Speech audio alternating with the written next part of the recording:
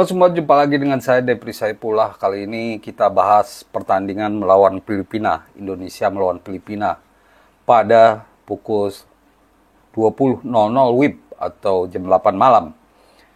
Kali ini saya khususkan untuk mengulas soal bagaimana kita bisa menang lawan Filipina. Karena target kita adalah menang ya di laga ini. Tidak bisa imbang lagi karena satu-satunya untuk mengamankan cara ke semifinal yaitu menang. Karena poin kita sama dengan Myanmar, juga beda 1 poin saja dari Filipina dan juga Vietnam yang pastinya berpeluang besar menjadi juara grup B. Dari 3 laga kita melihat bahwa timnas Indonesia belum maksimal lah ya. Ada beberapa laga yang meleset hasilnya, seperti laga melawan Laos. Padahal itu ditargetkan untuk menang.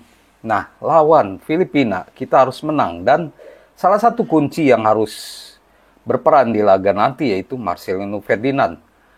Gelandang Oxford United ini kembali bisa main setelah menjalani sanksi satu laga ya, karena kartu merah lawan Laos. Di 3 laga dia belum mencetak 1 gol pun. Selain itu permainannya juga tampak kurang maksimal. Marcelino Ferdinand seperti kewalahan gitu di 2 laga yang dimainkannya sehingga harus mendapatkan kartu merah. Padahal dia adalah pemain yang paling diharapkan. Dia adalah pemain yang diharapkan bisa mencetak gol. Maka itu bagaimana caranya untuk memaksimalkan peran Marcelino Ferdinand? Menurut saya, Marcelino di laga melawan Filipina nanti harus benar-benar memiliki peran yang lebih bebas. Jadi di 2 laga sebelumnya lawan Myanmar dan juga lawan Laos, dia kebanyakan menahan bola. Harusnya dia menjadi pemain yang menerima bola, lebih banyak menerima bola. Pemain-pemain lain lah yang harus bermain untuk Marcelino. Karena kemungkinan besar back-back lawan akan menjaga striker kita. Walaupun Marcelino tentu dijaga. Tapi karena peran Marcelino sebagai free roll di belakang 2 striker, dia bisa lebih bebas. Main di tengah atau di depan. Atau muncul tiba-tiba ke depan. Untuk memaksimalkan peran dia, karena setiap kali mencetak gol, Marcelino ini kerap mendapatkan umpan yang bagus. Nah, di timnas Indonesia yang berlaga di AFF ini, itu tidak didapatkannya. Saat melawan Arab Saudi, dia benar-benar enak mainnya karena fungsi di tengah lebih diurus oleh Tom Haye sebagai gelandang bertahan dan juga Ivar Jenner yang menahan bola. Jadi dia tidak benar-benar tidak fokus, tidak ikut bertahan juga, walaupun memang harus bertahan juga, tapi tugas itu diselesaikan oleh 2 pemain lain. Nah, dia lebih bisa bergerak bebas dan dia juga mendapatkan bola-bola bagus dari para gelandang, Tom Haye atau juga Ragnar. Nah, itulah di timnas yang main di Piala AFF ini, itu juga harus dilakukan. Memang kualitas para pemain yang ada sekarang tentu beda lah dibandingkan timnas Indonesia di kualifikasi Piala Dunia 2026. Tapi saya melihat dari pertandingan terakhir melawan Vietnam, ada harapan. Ada harapan itu bisa dilakukan. Karena yang menjadi masalah adalah lini tengah. Di lini tengah, Marcelino kerja terlalu keras. Dia melakukan segalanya, bertahan juga, menggiring bola juga. Harusnya itu peran dia agak lebih sedikit gitu ya. Nah, tugas pemain lain dah.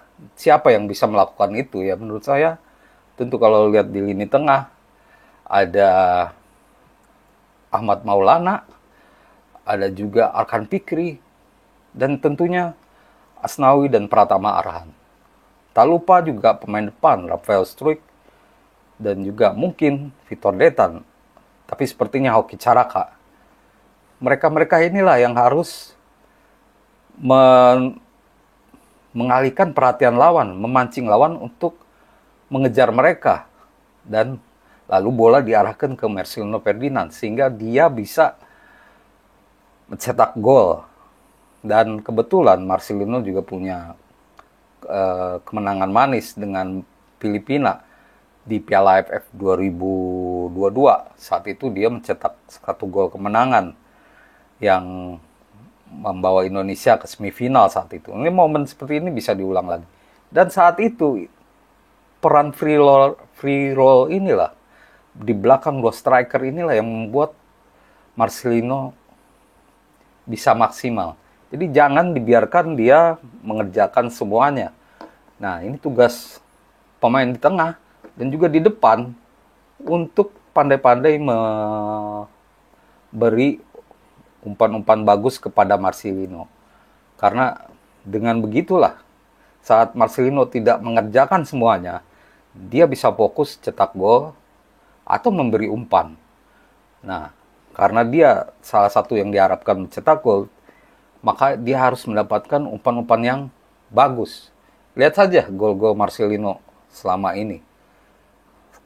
Lawan Filipina, lawan Arab Saudi, semua berkat umpan-umpan yang matang diberikan kepada dia. Kalau dia ada di posisi kosong, posisi yang enak, walaupun di luar kotak penalti, itu bisa berpeluang jadi gol. Jadi salah satu cara untuk Sintayong memenangkan pertandingan lawan Filipina yang memaksimalkan Marcelino yang kembali main. Dan seperti di video saya sebelumnya, memang skuad terbaik harus muncul di laga melawan Filipina. Dan Sintayong tentu sudah melihat dari 3 laga siapa yang terbaik. Karena kalau diputar atau dirotasi lagi, wah berbahaya. Ini bukan waktunya eksperimen lagi karena harus 3 poin. Dan menurut saya perubahan yang harus dilakukan yaitu Ahmad Maulana Sarip jadi starter dan Vitor Detan. Tapi sepertinya Vitor Detan jadi cadangan. Dan Donny Tri sebagai back tengah itu udah paling pas lah untuk menemani Kadek Arel dan juga Muhammad Ferrari.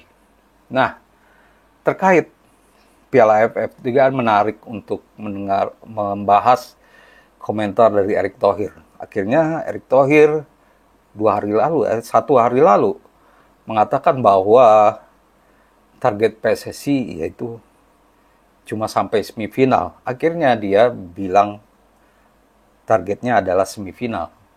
Sebelumnya dia bilang tidak ada target. Menurut saya untuk negara lain mungkin Indonesia dianggap terlalu meremehkan Piala AFF, padahal belum pernah juara. Tapi menurut saya, apa yang dilakukan oleh Erick Thohir adalah benar, karena untuk saat ini, kita harus punya skala prioritas. Dan prioritas PSSI adalah kualifikasi Piala Dunia 2026 pastinya. Dan sederet agenda lainnya, Piala AFF karena berdekatan dengan kualifikasi tidak bisa masuk itu, apalagi jadwalnya tidak masuk agenda FIFA. Jadi memang skala prioritasnya bukan Piala AFF, walaupun Indonesia belum pernah jadi juara Piala AFF. Kecuali kita tidak bertarung di kualifikasi Piala Dunia 2026, menurut saya itu masih bisa ditolerir kalau kita ngotot di Piala AFF. Walaupun dengan segala kesulitannya, karena jadwalnya tidak sesuai dengan agenda FIFA, jadi susah juga memanggil pemain terbaik. Akhirnya ya Piala AFF ini untuk ajang pemain muda.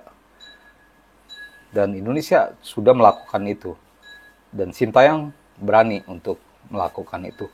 Bagaimana hasil akhirnya?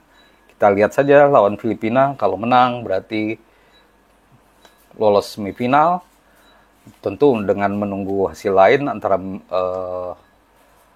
Myanmar lawan Vietnam. Dan tentunya